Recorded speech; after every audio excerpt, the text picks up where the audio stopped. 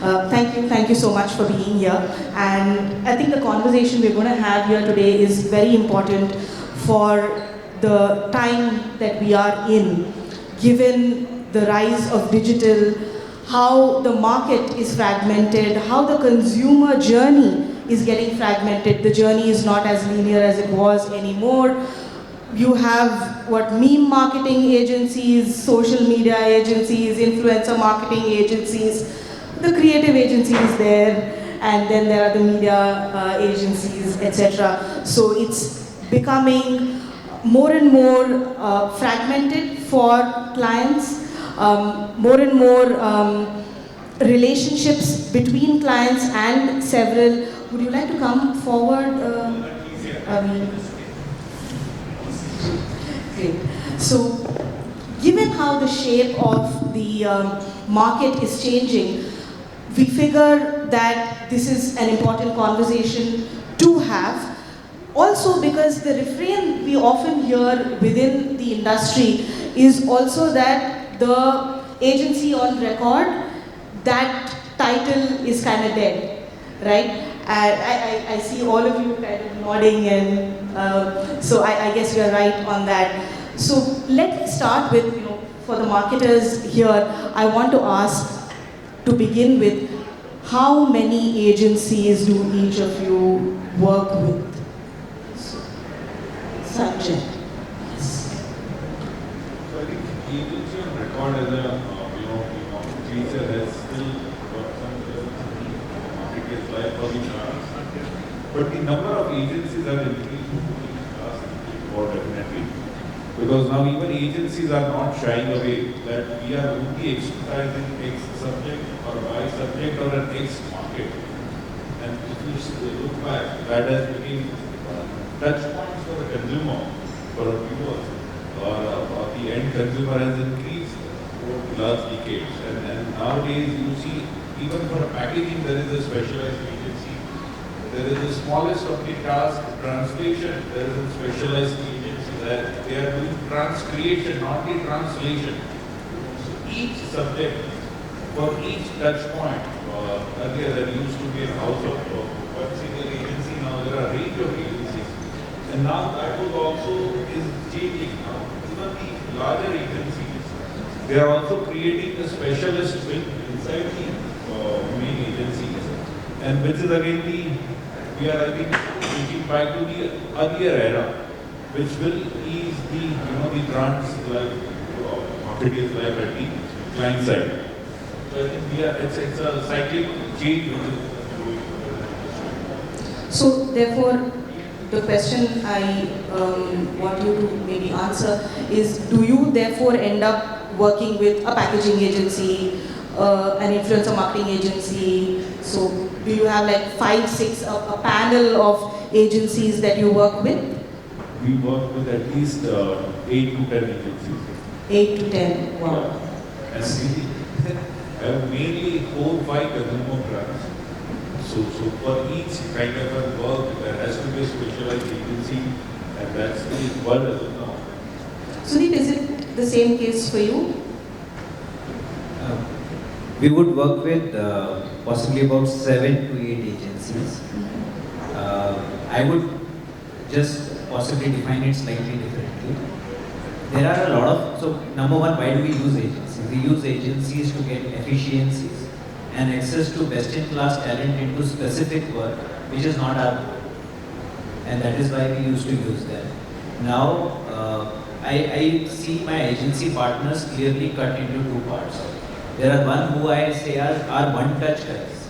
For example, people who you just need to give a brief, they will give you an output, then it gets utilized as a part of a bigger whole.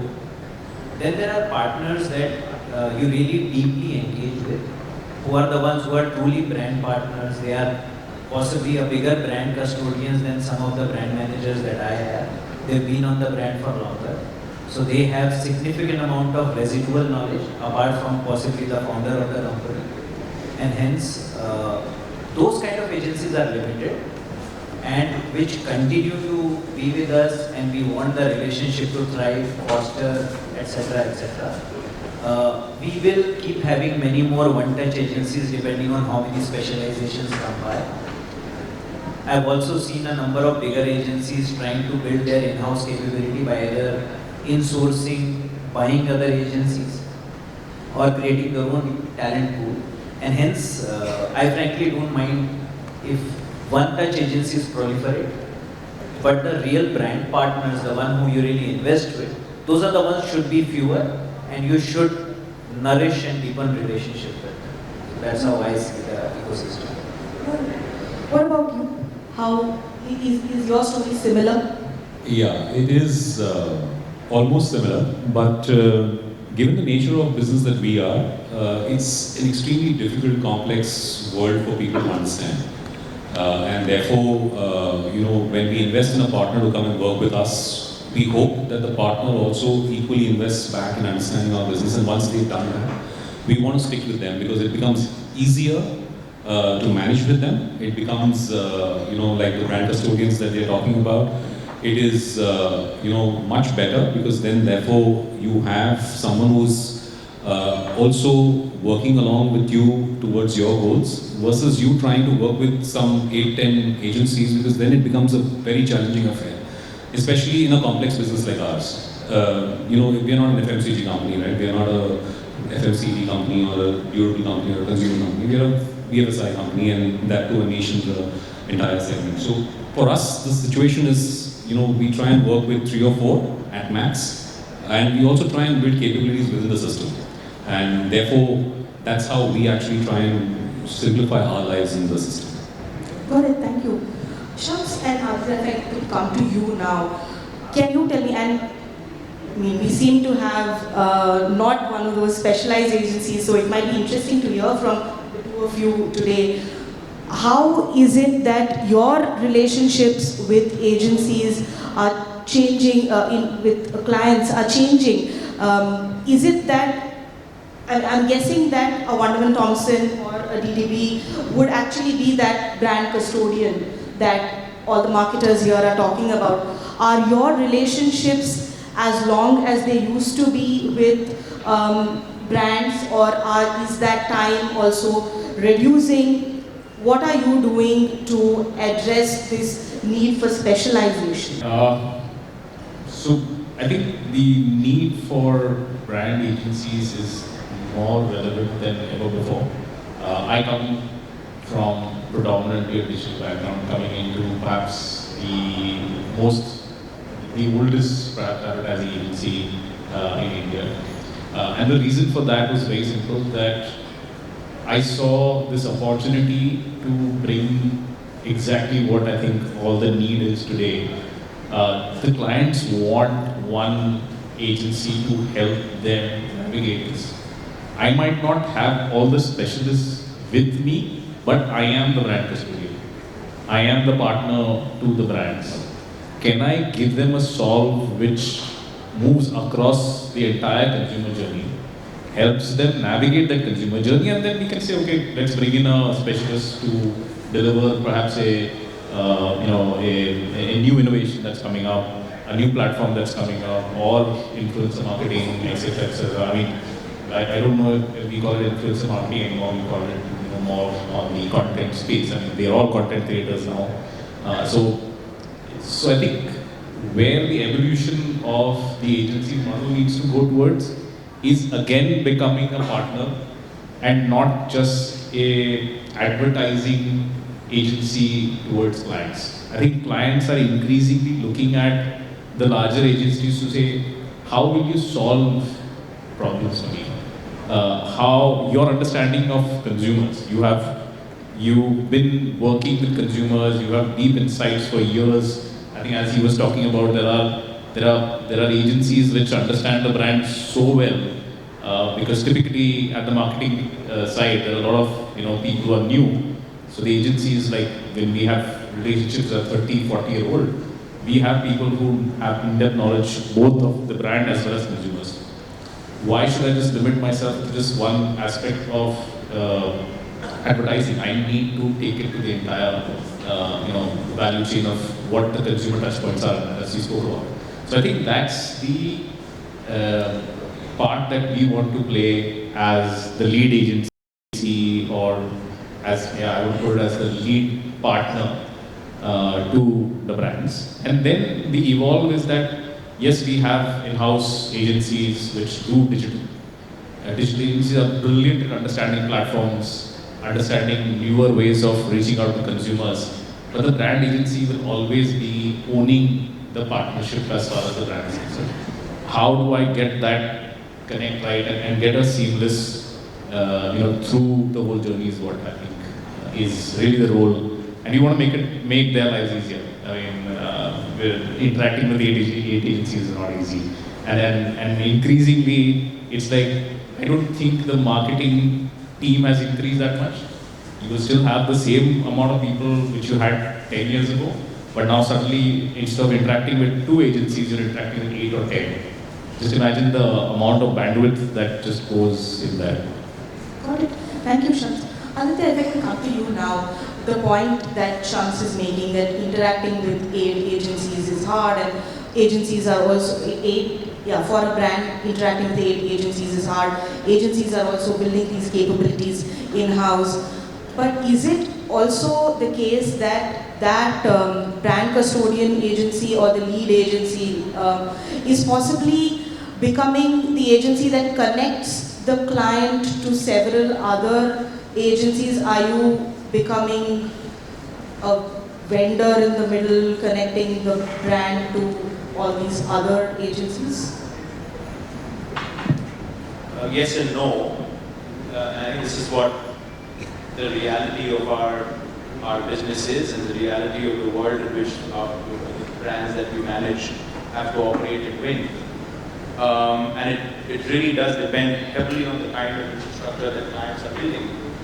Different categories, different life stages. I've been at my company 20 years. We're a 40-year-old agency in this market. Like I'm just saying, a lot of our relationships have endured, right? 10, 20, 30 years. But the nature of each of those relationships are different. And the thing that kind of guides that decision is what does the client need to win in that particular category or in that particular environment.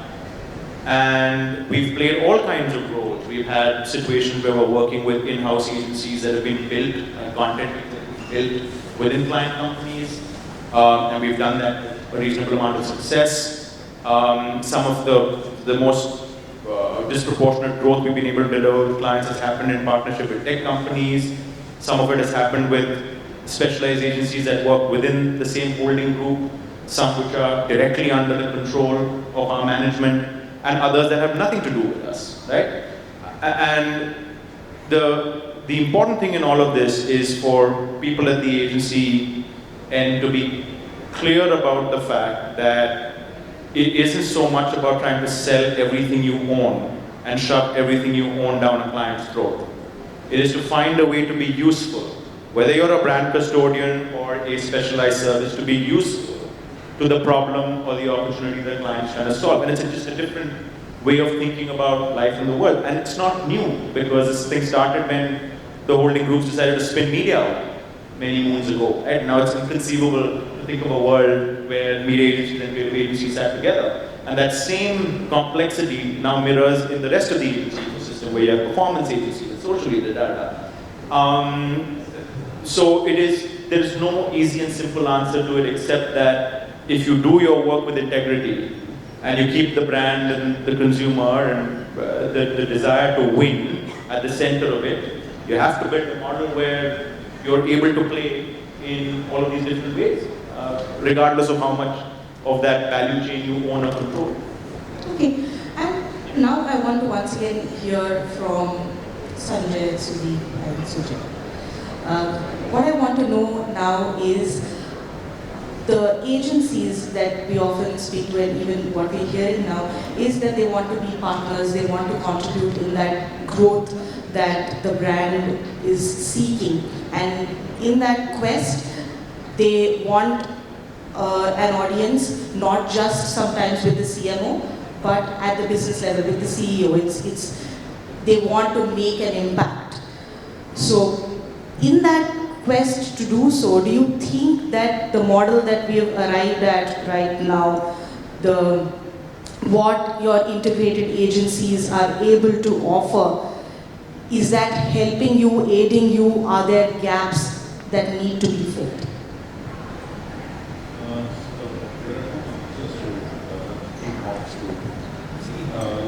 Someone said that the concept most the client or say they are following is that there is a lead, there is a partner. And at Adani, we have a this relationship. Really, we managing a lot of businesses since 2006. So relationships are equal. And that is what even as a client we look into the agency, not as an agency, but we look for a business partner. So to answer your first question, that the interaction is not until this year. It starts rather from top. They are our business partner. At the end of the day, it's not a one-year relationship. It's not every year they are also answering. The performance of the brand or the business, they also be equal stake of the people. And that's how the long-term relationships are built upon. Having seen that, we have also seen that nowadays, the touch points of the consumer, and I would like to again stretch upon that, are so becoming huge that agencies are nowadays are also not shying away that I am not very good with performance marketing. Let's go out to and buy agency, and they help us to make business. But even on that particular subject, the existing business partner will have a say on that, and that's what we appreciate of. Sudeep, how does it work for you? I would rather prefer that they interacted with the business and the CEO, much rather than a CMO. So therefore for us, it is critical that all the agencies and specifically their planning teams, they are more in the market rather than in the office. That is where they get to understand the consumer, and that is how they prefer as well. That's the value they bring on the table. So that's the first part of it. And I think it is clear now to almost every agency that just delivering executional excellence will not give you long-term enduring relationships. You will need to invest into understanding the brand, understanding the consumer, and bring consumer understanding from all the other brands that you are working on. So that's one side of it. The second side of it is, again, I think a significant onus is on the brand owners to try and make sure that whatever they are doing, whatever they are thinking, how much are they involving an agency in that thought process? How upstream are you involving them so that your downstream communication is easy and it can lead into easier executions rather than them at the receiving end of the brief while you are just about to execute. That kind of defeats the purpose of having a long-term partnership with an agency. So that's where I see, and I find most of the agencies are fairly amenable to investing that kind of time and attention. In fact, very recently I was wanting to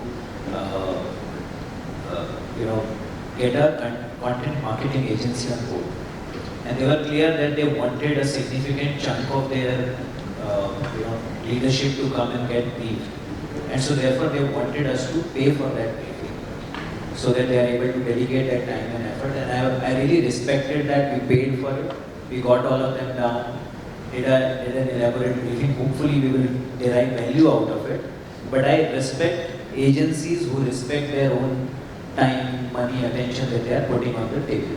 So I think it works well for us that case. It's a great point to make. I want to know, is this something that you do often with your agencies, Sujay, where you're involving them in the decision making right at the beginning? Yeah, actually we do. In fact, we are in the midst of our rebranding exercise right now, right? We've just rebranded ourselves, and just to give you some example of how we went about doing this, it gives you a little more light into, the actual things of how we've been speaking. We worked with the partner right from the very word go. So right from the problem statement to why we are changing, the discussions that normally happen in our boardrooms, not necessarily with outsiders or partners, But once identified as a partner, we've kind of invited them into the room, right? And we've said, listen, if you're going to work with us, then you've got to hear us out in even our conversations for that matter, because that's where you will get your ideas and you will be able to shape us for the future. And that's what happened with us, right? We actually got them into the room much early. We expected them to value add, at points where we didn't know much about, and they did so. And what eventually happened was that we came out with something that was extremely valuable for all of us, was right for the market, and also from there on led to not just one partner, but within the group, the entire group. So one outfit of the group has worked with us on a certain task. That task is over now, and this partner has now tagged on to another partner of the same group, which is now taking over from them. So there's a seamless flow of information that has gone on from this partner to another partner, and then the third partner, which is again of the same group. So this way of working for us has really worked.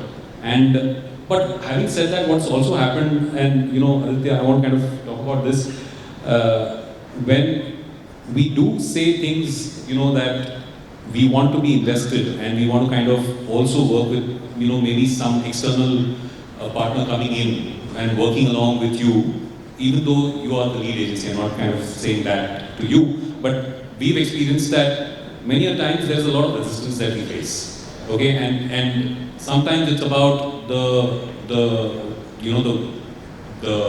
remuneration that we actually are willing to offer, or even for that matter, sometimes it's an attitude issue, right? Where the challenge is that, okay, yes, we know that this business is not probably going through your funnel, but it is in the interest of the brand and you are the lead partner that you have, and so you are expected to value add. And we've seen a few times that there's a miss, because then suddenly this entire thing about, okay, who's the real owner of this output, and who's the, who's going to take away the credit of the work that's going to go out. Those kind of questions do keep coming in, and we've kind of got to face that. If we probably find a solution to this in a unanimous manner, I think all of what we are saying is actually going to be a win-win for all us, right? The marketer as well as the agency partners that come on board. So Shams, there is a sort of insecurity that the lead agency might have? I don't think it's an insecurity, I think it's an evolution. I think the lead agencies are still understanding the entire ecosystem. I think that's where it is in terms of saying, okay, what, and that's where we're all trying to start understanding what roles to play in this whole ecosystem that's evolving right now. So I would say that the attitudes are changing, people are changing. There's an entire new wave of advertising and marketing professions that are coming, there's much more professionalism that is there in the industry. I think it's more to do with the fact that getting experts which understand the entire ecosystem is still something which is evolving as we go. Because as he rightly pointed out, every second day there is a new touch point that's coming, right? So I think it's more to do with the fact that and I'm just very honest, the individual there is saying, okay, how do I value add when I need to learn? So I think there's an entire learning curve that's happening at the partner and at our end. And we're pushing that learning curve to say, okay, let's try to be that partner that the clients want. But there is an entire learning curve at our end that's happening. So I think it's more to do with that than to do with anything else. And I would say that that's the bigger point. You agree?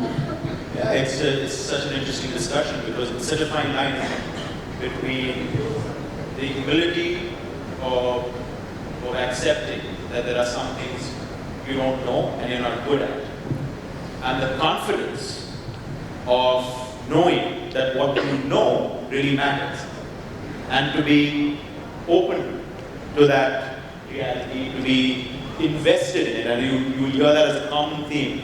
In places where these relationships work, you generally see a few ingredients. You see a sincerity and integrity in the relationship from the agency. You see a high quality of investment in talent. You see consistency. You see people walking, into market, speaking with consumers.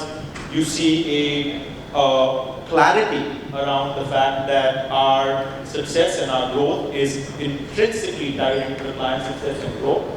And you have clients who are generous with both their, with sharing that growth and with their praise when you contribute to it, right? Now, the rest of the stuff is really a matter of detail. And I think the smarter agencies will overcome, if they're good at what they do, that fear and insecurity around inviting other people in.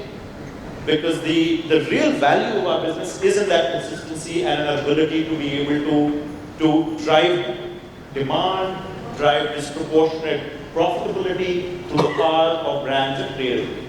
And if you believe that, seriously, you're on the same side as the CFO, right? And that's what gets you to the boardroom. That's what gets you to the conversation with investors, with CFOs. And I see so much difference in agencies around there. We're one of the few people in business who actually can make that outcome happen. And the history of advertising and marketing is a history of making that real for businesses. So rather than being apologetic about it or moaning about it, beating ourselves up about it, I think we have to take this, I think that balance between the humility and of knowing that we have to keep learning, we have to invite new people in, and that confidence of saying what we do matters. It matters to business, it matters to valuation, it matters to all of the things that CEOs and investors care about in defining success. Very beautifully put. We have 3.5 minutes left. If I can come to each of you for your final comments, if you can identify one thing that is crucial to the agency-client relationship, one thing that you think is key, what's that element? It's not only the agency-client relationship, any relationship. It has to be a trust and it has to be both sides. It has to be a two-way lane. It has to be a win-win for both. Both has to take care of each other. So I think trust and care for each other is the ultimate recipe for the long-term partnership. Yeah, I totally agree. I think that is the thing. It's the bedrock of being able to achieve these outcomes. The commitment, the trust, the integrity of what we do. Of course, there's the skill and the technical side of the job and what we have to do, but that's the core of it. It's the trust in the market. Yeah, possibly add clarity to it. It is important to be clear in every communication, roles that the client and the agency is supposed to work upon. Clarity around objectives for the year, for the long run.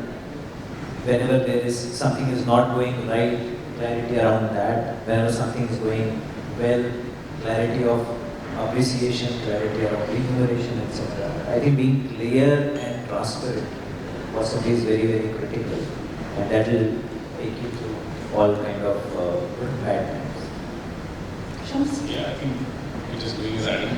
So, totally agree with that. Just adding a couple of things. One is respect for the craft.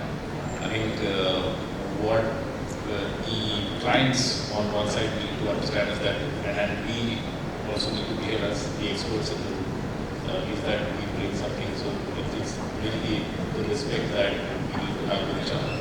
And I think the second thing is very basic, fundamental human connect. So the person at the agency and the individual at the client side, the magic happens when there is a connect, mostly at the end of human beings. The best work comes out of people just kind of jamming together. At the end of the day, that's what it's all about. It's a few people coming together and creating this magic. So I think if I just have to put that finger on that, saying that the best teams that win are teams that really trust, respect, and really those individuals gel together. I think 3 words for me, it's on both sides, right? Client as well as the marketing agency as well as all partners that are working together. For me, it's simplicity, empathy, and deeper understanding of each other. I think if we are able to kind of manage these, we'll be sorted, and then we'll go for a long run. That's how it will be. you. I think it's great. Each one added on, and I love also what Aditya said about humility, the simplicity, trust, transparency, empathy, respect, and that it's teamwork at the end of it across the table. So thank you so much for this conversation. Wow. On cue. Thank you so much, everyone. Let's have a huge round of applause for our power panel. I'm going to request all our panelists, please step forward. If you could please step forward, everyone, and come together for a nice group photograph. Let's capture this moment. What a brilliant conversation to begin this.